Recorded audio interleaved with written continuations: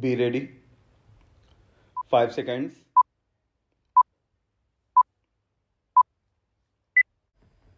Start. In presenting this report, my first duty would be to thank the Debar Commission for preparing this valuable document. The Commission have gone deep into the various aspects of this problem and have produced an important and valuable document. The Commission had to tour a lot and they had to put in very hard work.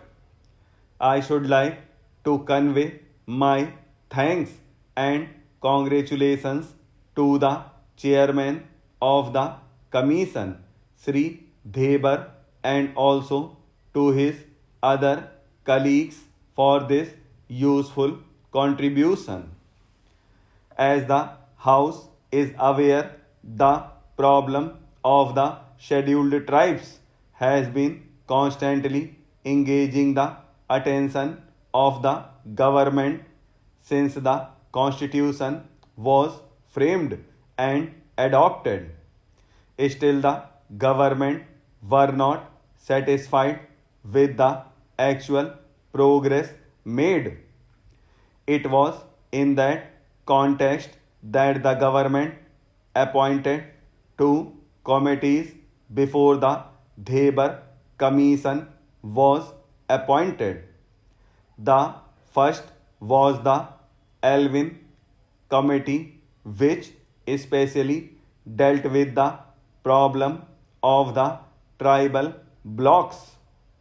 The second committee was appointed on the suggestion of the Estimates Committee to study the problem of the backward communities, especially.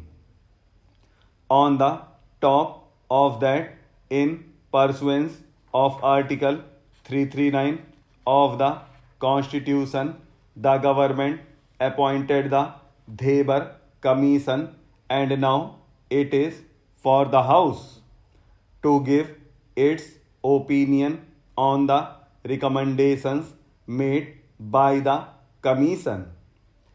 Our desire is that as soon as the Parliament, this House, as well as the other House, has discussed this report and expressed its views, we will go ahead with the recommendations made and we will certainly like that they are implemented as early as possible.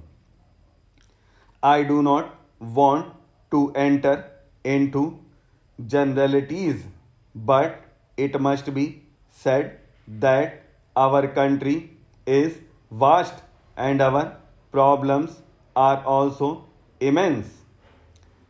Generally, we are a very poor country, and it is true that during the British days we did not actually realize what poverty meant. People suffered without much protest, but now, when the country is trying to go ahead with economic development, it is but natural that every section of our community should like to progress simultaneously. I think if we are frank, we should admit that there are certain weaker sections of our community in the country who have not made as much advance and progress as others have done. It has therefore become very important that we should lay a special emphasis on the development of the scheduled castes and the scheduled tribes. It is necessary, therefore, that we should carefully consider the various recommendations made and see what we can do to achieve a certain target within a prescribed period. The scheduled tribes have been living in isolated places, far off places, not connected with roads. They do not have any amenities of life, neither medical aid nor even proper educational facilities. We have to bring them out of that situation, and we must try to integrate those people with other sections of our countrymen. It is far from my mind to suggest that we should impose anything on them, whether our customs or our culture, though the culture is more or less common throughout the country, but every community has its own conventions and customs.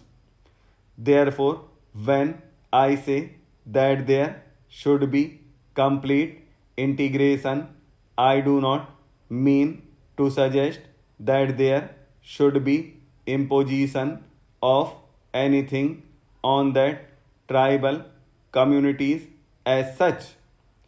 Still, it is essential that integration will only be possible if their standards are raised.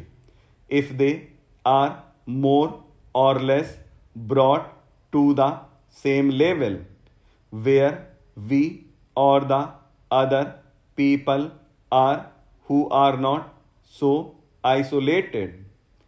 So we have to bring these people to that level, and we can do that not by implementing certain schemes only, but by bringing about a radical change in our outlook and approach.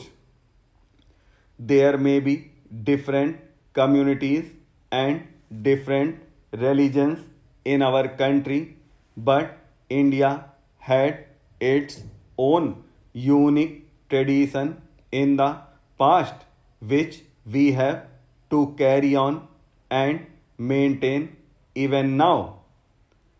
In fact, our philosophic base has been unity in diversity, and in it is our good fortune that when we are free, when we have become independent, various communities and religions exist in our country, and it should be our effort to bring about complete unity and solidarity amongst ourselves, even if our religions are different or we differ in our customs, rights, etc.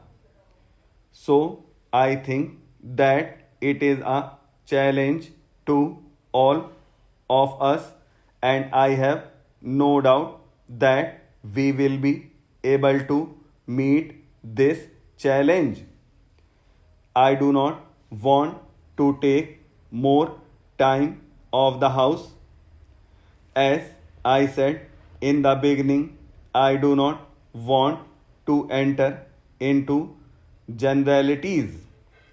So far as the recommendations of the Commission are concerned, they can broadly be divided into two categories.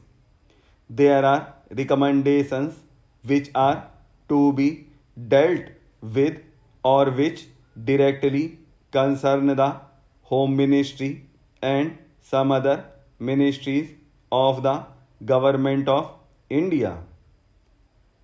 There are other recommendations which mainly concern the state governments. In fact, it is the state governments which have really to execute and implement the programs